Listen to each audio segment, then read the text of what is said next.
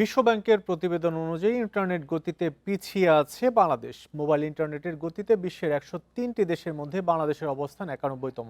অন্যদিকে ফিক্সড ব্রডব্যান্ডে 141টি দেশের মধ্যে বাংলাদেশের অবস্থান 93তম। বিশ্বব্যাংক প্রকাশিত the unfinished digital revolution expanding internet access শীর্ষক এক প্রতিবেদনের বাংলাদেশের 47% মানুষ এখনও ইন্টারনেটের ব্যবহারের বাইরে। বাড়েনি ইন্টারনেটের গতি ও সেবার মান। সংশ্লিষ্টরা বলছেন, ইন্টারনেট সংযোগ ও গতির নাজুক অবস্থা এবং ডিজিটাল অবকাঠামোর দুর্বলতা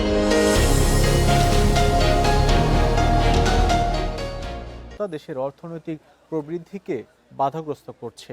এর প্রভাব পড়েছে বিনিয়োগ, রপ্তানি, প্রযুক্তি নির্ভর আন্তর্জাতিক বাণিজ্য, ফ্রিল্যান্সিং, স্টার্টআপ, শিক্ষা, স্বাস্থ্যসেবা ও সরকারি ডিজিটাল সেবার সম্প্রসারণেও।